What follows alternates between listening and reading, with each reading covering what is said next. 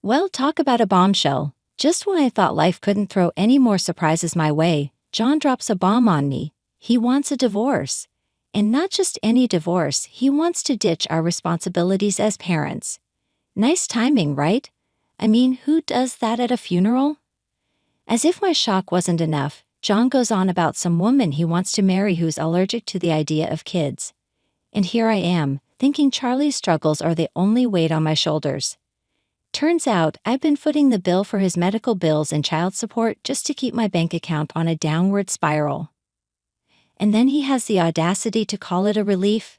Yeah, right. My blood boiled at the thought of this man being Charlie's father. Clear-headed on the outside, but inside, I was seething. So I swallow my pride and agree to the divorce. But not without making sure I get the house, a small victory in this mess. And of course, he couldn't leave without ruining the funeral, turning pale as I read Charlie's will.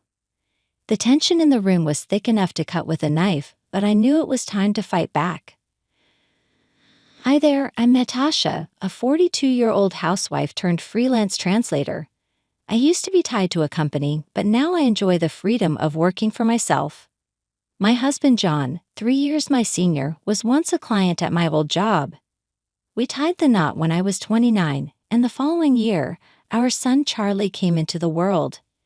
But John's involvement in fatherhood, let's just say, it was lacking. Charlie's life was a constant battle against his frail health.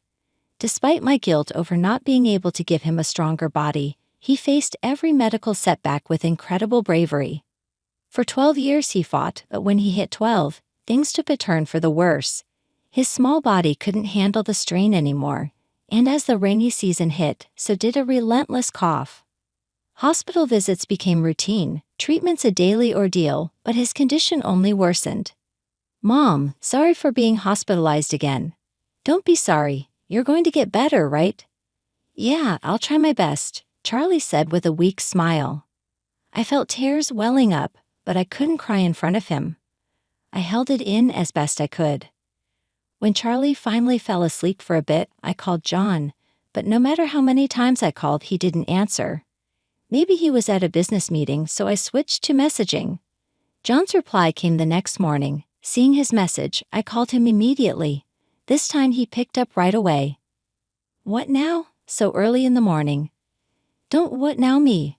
Why won't you come? Charlie's fighting so hard. Well, my being there won't cure his sickness, right? And hey, the hospital bills must be piling up again. Tell the doctor to discharge him as soon as possible. What? How can you say that? Can't hear you. I'm off to work now. Wait. John hung up without listening to me. He'd always been indifferent towards Charlie, but he'd never been this cruel before. I clenched my phone, shaking with anger. Even as the rainy season ended and summer began, Charlie's condition didn't improve. The doctors doubted he would make it to winter, so I cut back on work to be with him as much as possible. Mom, you've been with me from morning to evening lately. Is your work okay? It's fine. I'm managing everything from home, so don't worry. If you say so. Charlie didn't seem convinced. He probably thought my work had dried up because of him. After that conversation, to avoid causing him any more stress, I started bringing my laptop and working right in front of him.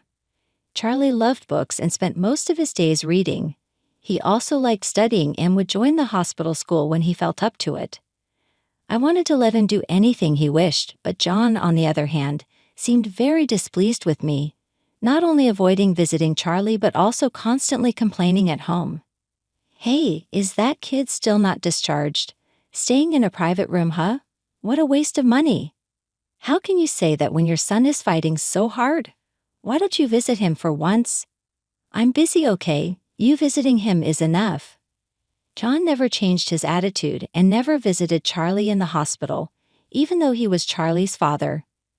I knew Charlie must be feeling lonely, but I understood that forcing John to visit against his will wouldn't help, so I didn't push it further.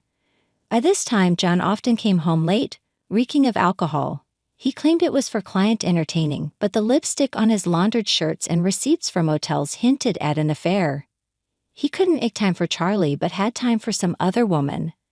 My love for John had run out, but I feared that divorcing him would sadden Charlie. I thought so and endured it. Meanwhile, Charlie's condition worsened. Called him by his doctor, I was told something shocking. "I'm sorry, but he only has about a month left." What? Doctor, isn't there anything you can do? There's not much more we can do. As I broke down in tears, the doctor assured me, "We'll do our best till the very end." For about half a month, we continued treatment, consulting with the doctor, but as expected, Charlie's body weakened further. "Am I going to be gone soon?" "What are you saying? There's so much more you want to do, right?" I encouraged him with those words but cried in private, away from Charlie's sight. Finally, when the doctor said that further treatment was pointless, I decided to take Charlie home to spend his last moments. "Are we going home?" "Yes, the doctor said a change of scenery for a few days would be good." Yay! Charlie's weak yet childlike response made me fight back tears. I told John about it, but all he said was "ha," and left the house. This man is beyond redemption. I had completely lost hope in that man. The discharge was scheduled for the next evening, so I busied myself with preparations and paperwork. While packing Charlie's belongings, he suddenly asked, "Mom, do you love Dad?" Surprised by the sudden question, I stopped what I was doing. Charlie continued without waiting for my response, "Dad doesn't seem interested in me or you, so if you don't love Dad, I want you to divorce and live your life, Charlie."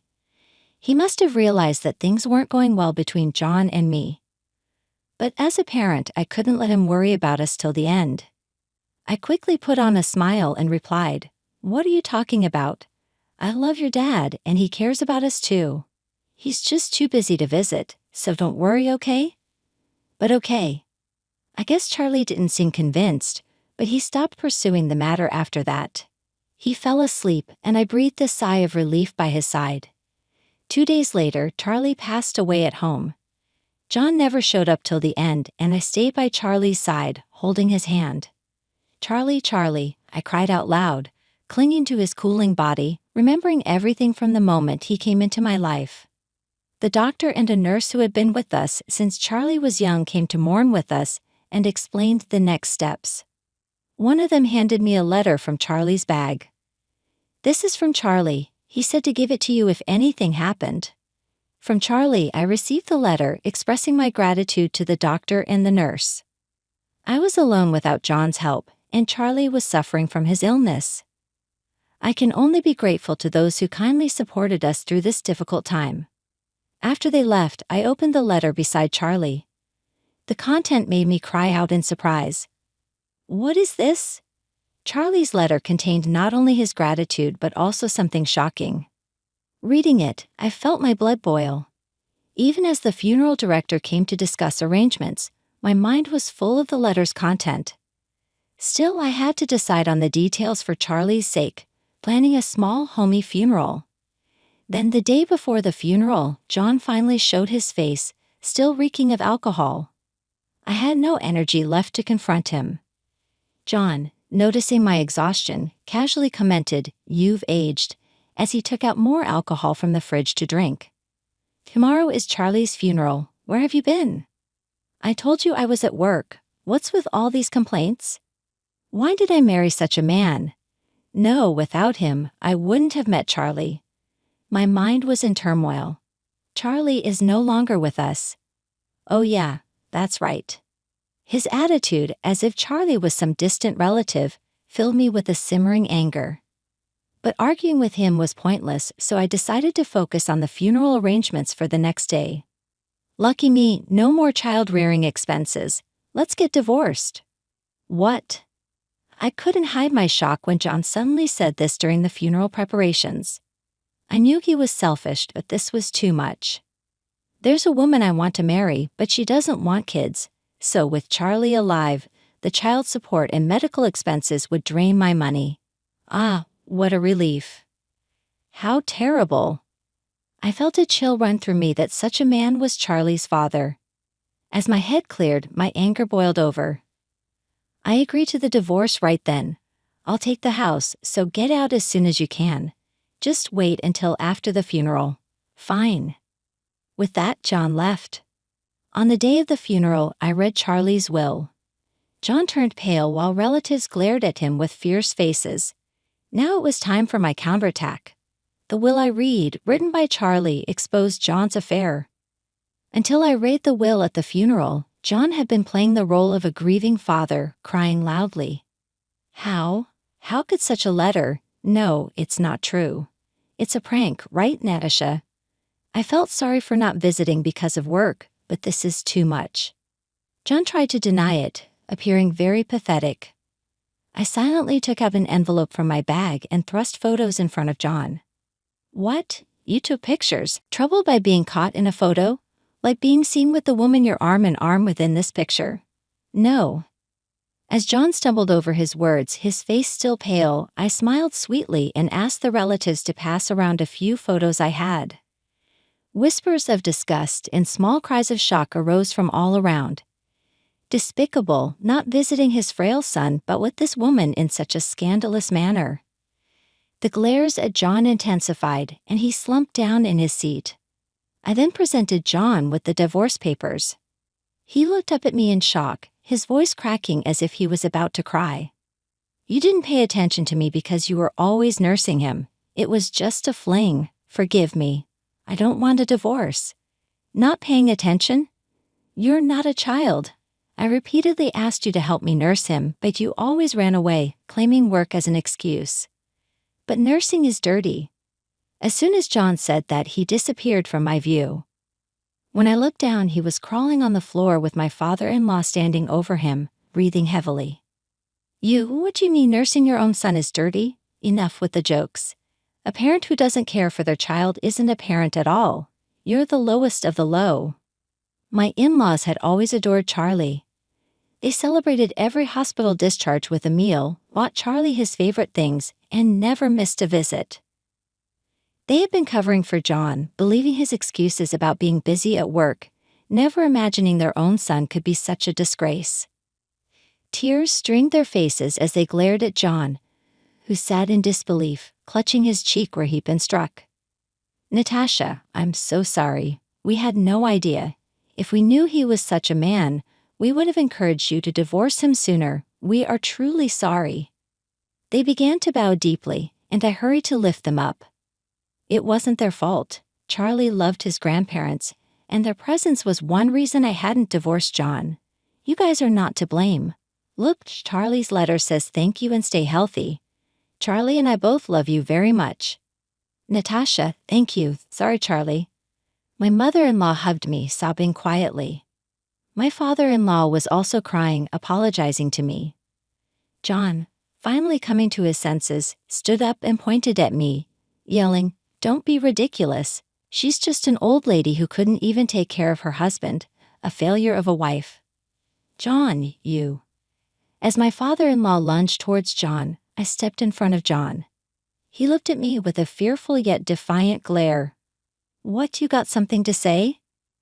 Not really. This is reality. No one here is on your side. And make sure to pay back the money you've borrowed from many people, haven't you? How do you know about that? At my words, relatives who had lent John money began murmuring after reading Charlie's letter. I had contacted the relatives. Charlie had overheard John's expensive activities involving a woman from a nightclub who loved lavish things like brand products and overseas trips. John, paying for all of it, could never afford such a lifestyle on his salary alone. Realizing this, I had checked if anyone had lent him money, and to my surprise, it wasn't just John's relatives, but mine as well, under the pretense of Charlie's medical expenses. While I had initially informed them just to thank and promise repayment, with the current situation, they realized John had used the money not for Charlie but for his affair. Don't joke with me. I lent that money thinking it was for Charlie. Give me back my $20,000 right now. Same here. I want my $40,000 back. These words set off a cascade of demands from various relatives for the money they had lent. John looked around, his face turning even paler with each claim. Then he turned to me, smiling weakly. Natasha, we're a couple, right? You'll help me, won't you? What? Are you serious? You didn't help with nursing, didn't contribute to the medical expenses or even the living expenses. and instead borrowed from everyone for your own selfish needs. Unbelievable, why would I help you? Don't say things like that, John said with a pathetic voice. He slumped back down, seemingly out of energy to retort. I looked down at him, ready to deliver the final blow, and called to the entrance. Cheryl, please come in. Cheryl, why is she here? John's face was a picture of sheer panic as he stared at the entrance. The woman named Cheryl walked towards me hesitantly. She looked plain, with light makeup, a stark contrast to the woman in the photos. I invited her. On Charlie's last day, she was with you, right? I thought it would be nice if she could attend the funeral. I'm sorry about this. Save it, no need for such superficial words. Cheryl closed her mouth tightly at my response, her face as pale as John's. I handed her some documents. I called you here today to sign these. Please read them carefully and sign. $100,000? I can't pay that. It's impossible. It's not for you to decide whether you can pay or not. Cheryl looked at me with pleading eyes, but I wasn't about to let her off easily. His gesture irritated me, but I had no intention of snapping over such a thing. Then John, trembling, stood between Cheryl and me. What now? It's my fault, so please forgive Cheryl. Demanding $100,000 from her is just too cruel. Why should I? I'm merely asking for compensation for the affair. John raised his eyebrows and sighed heavily while screaming inside that I'm the one who wants to sigh. I waited for John's next words. That's because Cheryl is fragile, unlike you. How do you expect her to earn $100,000? How cruel can you be, John? Cheryl clung to John's back, both seemingly lost in each other. The cold stares weren't only from me. The relatives were ready to give them a piece of their mind, but I decided to add fuel to the fire. Cheryl, your son is hospitalized, right? Son? Cheryl flinched. I continued, he's 12, just like Charlie was. Always in the hospital. Your ex-husband took custody, right? Tough with all the hospital and treatment costs, not to mention the bed fees. You must be getting quite a demand for child support, aren't you? How do you know that? Cheryl looked at me as if she'd seen a ghost. John was frozen in shock. I pulled out some documents from my bag and handed them to John. He shakily read them, then suddenly pushed Cheryl away. Hey, what's this? Divorced with a kid? You never told me. Didn't you say the money was for your family living far away? I didn't lie. My son is my family. So I've been with a used woman. Where's the true love you were after? My money. You were only after my body. Cheryl threw her shoe at John, enraged. John lunged at her. They started brawling like children, but fortunately, a security guard intervened. I approached the disheveled pair with a smile. John, please sign the divorce papers and arrange for the alimony. Cheryl, I won't reduce your compensation by a single cent. And your ex-husband said something about your affairs being a sickness that can't be cured. Seems like you have a few partners, so with that kind of leeway, expect enforced payments for the child support, treatment costs, and alimony. That's impossible. John hung his head, speechless, and Cheryl was led away by the security, her shoulders slumped in defeat. I apologized to each relative for the disturbance, and they comforted me, bringing me to tears. After that, my divorce from John was finalized. We also agreed on the amount of alimony he had to pay, just as I had requested. This incident infuriated his parents tremendously. Moreover, the extended family was outraged to discover they had been deceived too, giving him the cold shoulder. Of course, he was asked to return the money he embezzled, and it seems like he borrowed it from some shady sources to repay the debt. He's been working his fingers to the bone with multiple jobs, but the repayment is so huge that he's rumored to have nothing left for living expenses. Eventually, unable to keep up with the ballooning interest, last month he was taken away by some intimidating guys. His parents don't even intend to file a missing person report, so while I hope he's safe, I can't help but wish he suffers unimaginable pain. As for Cheryl, all the men she dated found out about her affairs and the child she had, cutting off all financial support. At 30, she's considered old for her line of work, struggling to attract clients, and eventually had to turn to her parents. She paid the alimony in one lump sum. However, she's since been sent to work on a farm on some island, with her wages going directly to her parents for debt repayment. As for me, I moved with Charlie's memorial tablet. I bought a house near the ocean, something Charlie always wanted, and now live there alone with the cat he wished for. I look forward to the times when my in-laws visit, and we reminisce about Charlie. Another letter from Charlie arrived for me. In it, he wrote in slightly blurred script about his gratitude, apologies for leaving for heaven first, and his wish to be my child again in another life. The letter ended with, "Mom, stay true to yourself, stay healthy, and live a long life," inspiring me to live my life for Charlie. Despite the sadness of not seeing my beloved child grow up, I'm living each day to the fullest.